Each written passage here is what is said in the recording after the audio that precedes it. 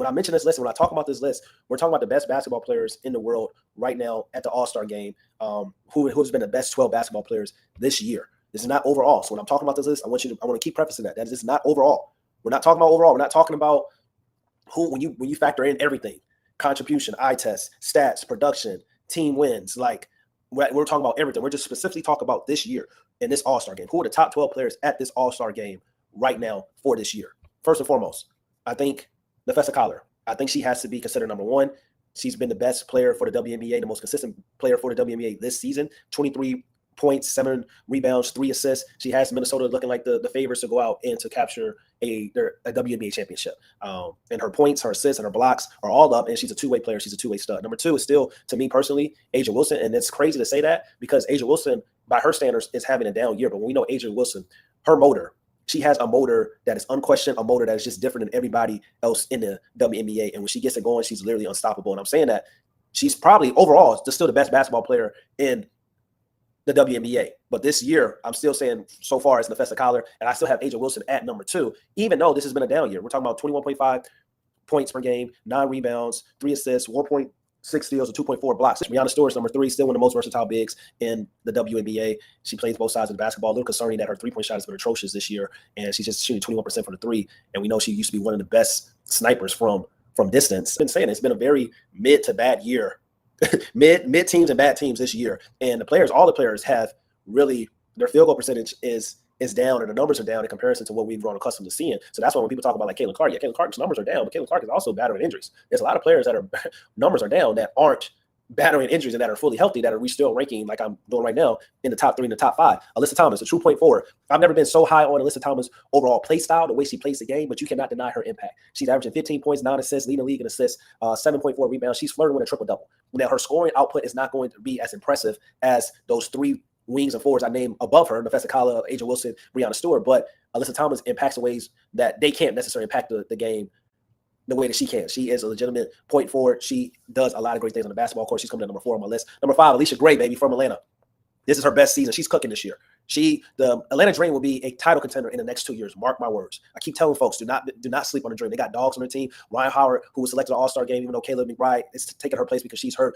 Once Ryan Howard becomes consistent and becomes, I believe, a 20-point scorer in this league, you're really about to see like the Atlanta Dream really take off. But Alyssa Gray, she's hooping. She's hooping 18 points this year, 5 rebounds, 4 assists, career highs, and she's a marksman. She gets it going. She's one of the best 3-point shooters in the league. She is very, very special. She's an offensive engine for the Atlanta Dream. Number 6, Sabrina Ionescu, the best combo guard in the WNBA. Sabrina Ionescu is averaging similar numbers that she did last year, but her efficiency has dropped. This is another player when we're talking about overall efficiency and field goal percentage. When we talk about this year, particularly in WNBA, a lot of players' field goal percentage is not what we're used to seeing. But Sabrina Ionescu, when she gets it going, she's still dominant. She can score a variety of ways, every level on the basketball court. And I still believe that one of these seasons, Sabrina Ionescu is going to put up an MVP caliber season because she has, to me, probably the best all-around game for a guard. She's the best combo guard in the WNBA. She's coming in number 6 on my list. Number 7, Satou, thriving with the Phoenix Mercury.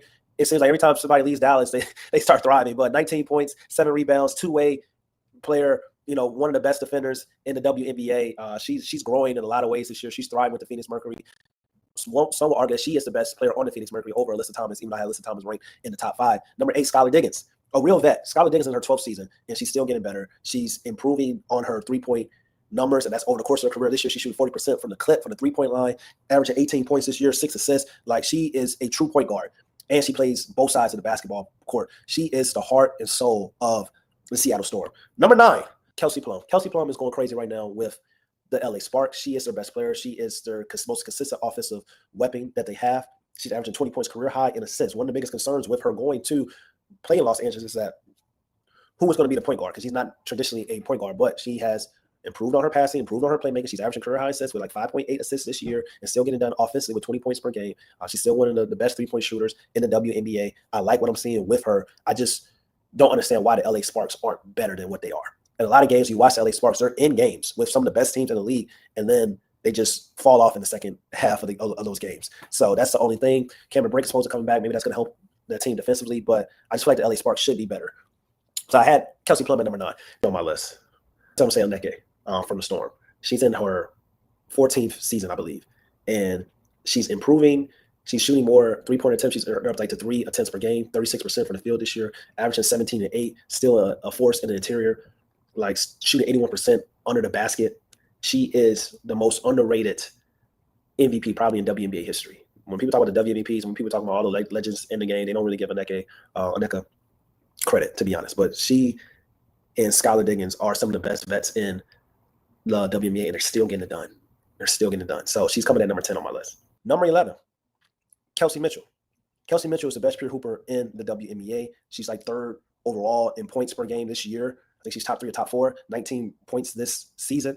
She's shooting the ball very well as a late. She gets to the rim, knows how to cut, plays off ball. She has been phenomenal for the Indiana Fever. She has been consistent for the Indiana Fever.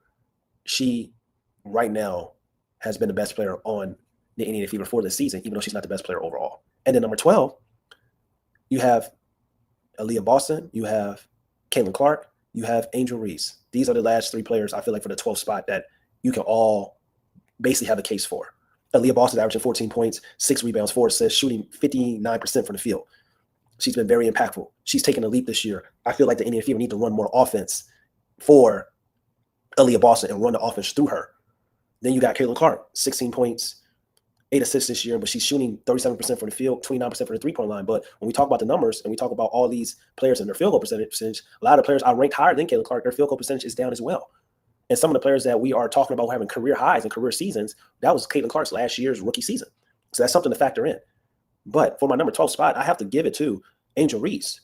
Angel Reese is leading her team in points, rebounds, and assists, averaging 14 points, 13 rebounds, 4 assists this year, shooting 44% from the field. She's doing a much better job playing as a dual forward than playing as a small ball 5. Alyssa Thomas' disciple. It has the tools to probably even be better than Alyssa Thomas due to the fact that she has a little bit more flair to her game. It has the potential to continue to improve her ball handling, but she also has a motor that to me is similar to Aja Wilson. Like a motor that's just kind of like that dog in you, that like the energy, the tenacity, the aggression on the basketball court, like the hustle. Like when you have your best player have a motor, have a gear, and plus their game is also great as well, the sky's the limit. We're talking about Angel Reese. For all the hate, for all the conversations, for all people talking about this and that, Angel Reese has the potential one day to be a top 5 to 8 basketball player in the WNBA. And possibly even once they figure out the team situation, she could probably be an MVP conversation. And I know she started off playing bad this year. There's a lot of players that start off playing as bad this year and have came on towards the last 3 weeks. Like Kelsey Mitchell wasn't playing as great. So, but I'm looking at Angel Reese. She has to be mentioned as a top 12 basketball player as of right now. And for it's a 12 out of the 22 basketball players for the All-Star game, you have to mention, I believe, Angel Reese. I definitely think she's included in that, even over Aaliyah Boston, who is averaging better field goal percentage, and over Caitlin Clark, who's averaging 16 and 8 in a down year due to injuries, but also her shooting percentages, even prior to her getting hurt again, hasn't been great as well. So those are my top 12. I definitely have to say these are my top 12, and I feel comfortable about that. Now, this is not my best players overall, because my best players overall list will look a lot different because it's based on everything that you bring. But for my top 12, I'm okay with that.